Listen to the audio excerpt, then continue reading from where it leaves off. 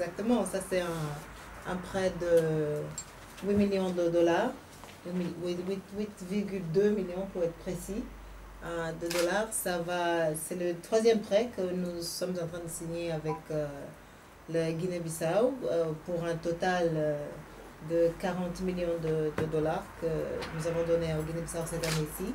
Je crois que c'est le double de ce que le Guinée-Bissau normalement a comme assistance de la Banque mondiale sur 3 ans.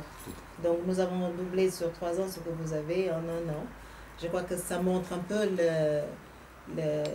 l'envie de la Banque mondiale de venir très vite à l'aide du gouvernement pour s'assurer que la transition se passe assez calmement et que le nouveau gouvernement qui va se mettre en place trouve au moins, je crois, déjà quelque chose sur laquelle elle peut fonctionner. Donc le premier prêt, c'était un prêt dont on vient de parler qui était pour payer les salaires des professeurs et des infirmières et aussi donner un peu de quoi vivre, un peu comment on appelle ça, social protection à des gens dans les banlieues sur 9 villages à Bissau. Le deuxième qu'on a signé il y a la semaine passée, 10 jours, une semaine, c'était sur l'eau et l'électricité, donc c'était pour assurer l'approvisionnement de l'eau. Et aussi, Guinée-Bissau a seulement 5 mégawatts d'électricité. Si tout marche bien avec ce prêt, on peut l'augmenter à 25 mégawatts. Donc vraiment, de quoi s'assurer que l'économie peut reprendre. Parce que même ce prêt-ci de 8,2 millions de dollars, c'est vraiment essentiellement un prêt pour relancer l'économie. Mais pour relancer l'économie, il faut d'abord s'assurer, que les gens sont en bonne santé, que les enfants vont à l'école. Et puis deuxièmement, qu'il y a un peu d'électricité. Parce que dans ce prêt-ci, une des choses qu'on va faire, qui est, je pense, quelque chose d'innovatrice, c'est que nous allons pas seulement soutenir le secteur primaire de cajou, qui est le secteur de la production, mais nous allons aussi faire la transformation. Donc on a un composante de transformation de cajou, 4 unités de transformation, mais 25% de la transformation de cajou, c'est l'électricité. Donc si on ne peut pas au moins assurer une service d'énergie viable et efficace, ça ne pourra pas marcher. Je crois aussi qu'on sait que 50 à 70% de producteurs de cajou aussi sont des ménages très pauvres qui en dépendent du riz, essentiellement pour la sécurité alimentaire. Et ce que ce prêt va essayer de faire aussi, c'est d'augmenter la productivité de noix de cajou. C'est qu'il comprend, je crois que quand on va en Guinée-Bissau, on voit que les arbres de cajou sont très proches l'un de l'autre. Il faut de 2 à 4 mètres d'espace. Ça va permettre deux choses. Un, augmenter la productivité des arbres de cajou, mais aussi donner aux agriculteurs la possibilité de s'aimer quelque chose au milieu pour aussi assurer leur sécurité alimentaire. Donc vraiment, je pense que c'est un prêt qui fait le noix de cajou, qui est relance de l'économie, l'exportation. Le riz, la Guinée-Bissau en 1960 était apprivoisonnée toute l'Afrique de l'Ouest en riz, et était exportateur net de riz. Aujourd'hui, vous êtes importateur de riz.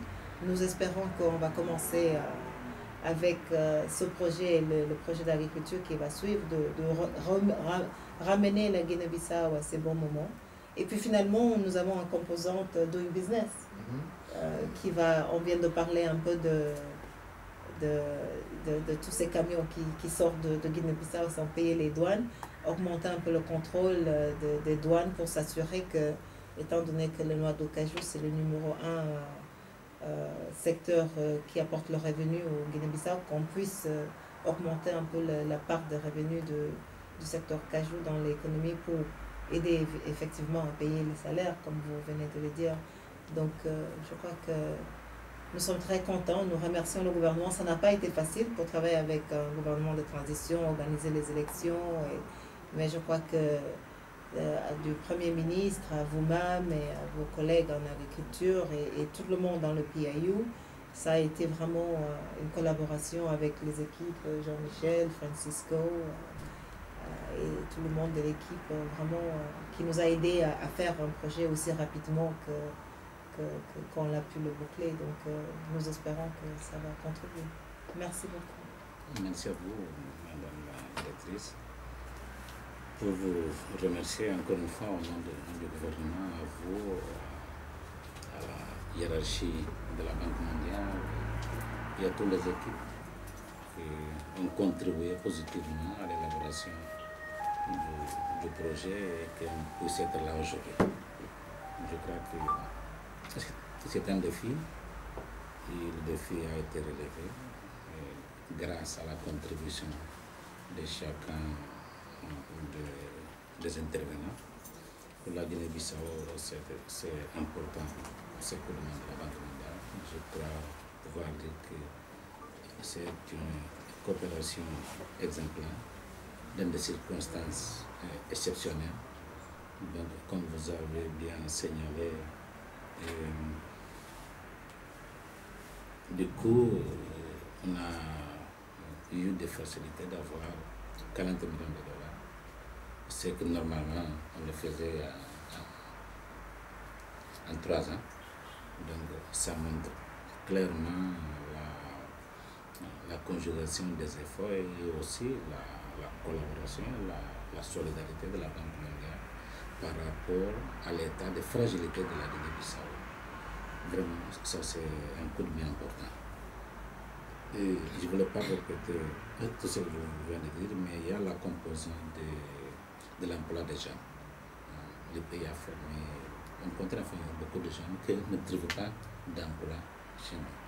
Je crois qu'avec ces projets-là, on pourrait quand même les aider à créer des projets, à financer leurs projets et aussi de créer des emplois et des opportunités aux autres pour pouvoir travailler et s'engager dans les processus de développement économique et social de la Guinée-Bissau. Le Premier ministre a tenu que je vienne parce qu'on avait dit non mais cette fois-ci il faudrait qu'on délègue la compétence à l'ambassade malienne. Non. Vas-y, parce que c'est important pour le pays, c'est important pour la Guinée-Bissau. Il est bien de signaler à l'équipe de la Banque mondiale qu'on est engagé à un niveau approprié. Donc, pour ça, on a fait aussi des déplacements pour venir et pour vous transmettre les salutations du Premier ministre, de l'ensemble du peuple bissau-guinéen. Merci encore une fois à vous et à votre équipe.